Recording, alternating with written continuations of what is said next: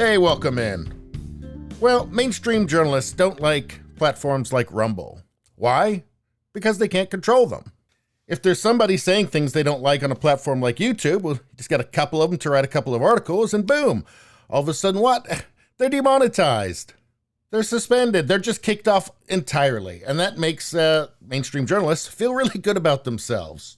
Not to mention the fact that every time that happens, there's one less person to disagree with them. With Rumble, that doesn't work, at least not yet. But that's why we see things like this. Here's the headline: Rumble shames Globe and Mail over pressure to censor Russian content. So the Globe and Mail is a Canadian daily national newspaper. And if you want to know where they stand editorially, well, let's just take a look at what they thought of the Freedom Convoy. And let's see, the Ottawa Truck Convoy has revealed the ugly side of freedom. That's right, that ugly side of freedom. You know, that's the side where you're free. Let's see, the Freedom Convoy was hauling a load of bad ideas, but the people on board are not the enemy. Well, that's very generous of you. And I think we know what you mean by a load of bad ideas. You know, freedom, right? Called the Freedom Convoy. How about this one? How truck convoy supporters like Pierre Poilievre have weaponized freedom. Honestly, this is like 1984. This is doublethink. This is newspeak. You really have to wonder how these people can sleep at night. I think it's safe to say these people have a problem with the word freedom. Which brings us back around to this. What's freedom? Well, part of it is freedom of expression. If freedom is anything, it's that.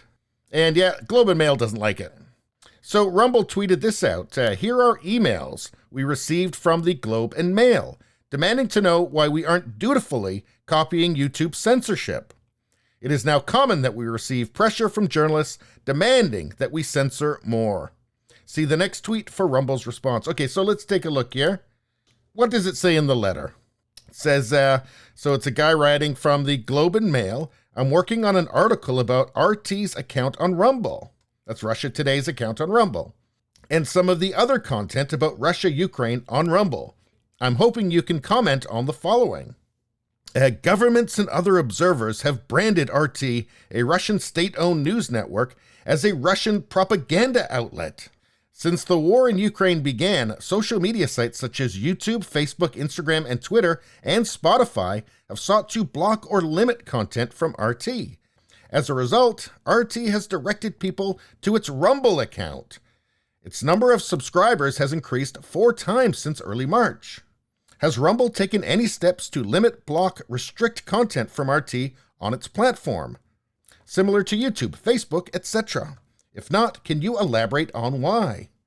Now, I just want to be clear here that this video is not about defending state media propaganda, okay? Hey, when do you ever hear me defending the CBC? I don't just credulously believe anything that any media source tells me. Not when it's state propaganda from Russia. Not when it's the CBC telling me that everything in the world is racist. Not when CNN tells me that everybody who doesn't support Joe Biden is a Russian agent. But that's kind of the point, isn't it? The point of a platform like Rumble is that actually having the information available and being able to make up your mind for yourself. But anyway, YouTube also announced a policy to prohibit content denying, minimizing, or trivializing well-documented violent events in connection to Russia's war in Ukraine. Some prominent creators on Rumble, such as Stu Peters and Alex Jones, have produced videos mirroring Russian government propaganda with respect to Ukraine. This includes videos claiming attacks on Ukrainian towns, cities could be false flags, downplaying civilian casualties in Ukraine, and that Russians are fighting Nazis in Ukraine. Does Rumble have any plan to enact policies similar to YouTube to deal with such content? Okay, so he talks about videos claiming attacks on Ukrainian towns and cities could be false flags and downplaying civilian casualties. There is something called the fog of war. That means in the chaos of war, it is very difficult to know what's actually happening. And there is propaganda from all sides. It makes it very confusing. That's why they call it the fog of war. And there are a lot of things that aren't going to be sorted out until it's all over. And probably years after it's all over. I can tell you with certainty, this journalist from the Globe and Mail has no idea what claims are true or are not true. And as for this, Russians fighting Nazis in Ukraine, well, I can direct you to the Wikipedia page for the Azov Battalion.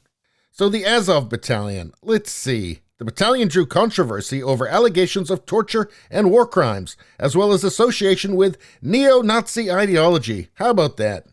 Azov uses controversial symbols, including the Wolf's Angel insignia used by the Nazi SS divisions. So maybe this journalist should be sending letters to Wikipedia.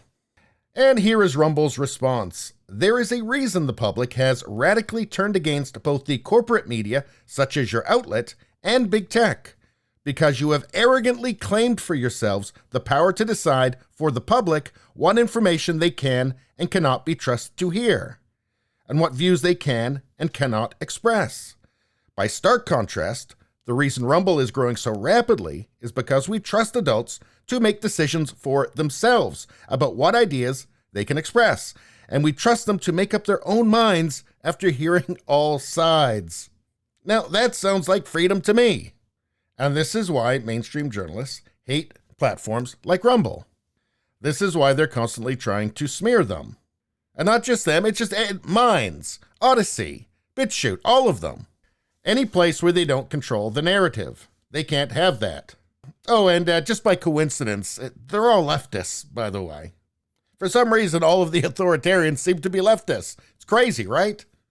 Anyway, just to end this off, Rumble's an excellent platform. And even though I've been on Rumble for less than half the time that I've been on YouTube, I have more than six times, the subscribers on Rumble. And it's not because Rumble's doing me any favors, they're just not intentionally trying to hide my content. Anyway, that's all I got to say about that. Please like, share, and subscribe. If you just want to listen to the audio version, it's on pretty much every platform. If you look for it, you will find it. Thank you very much. I'll see you next time.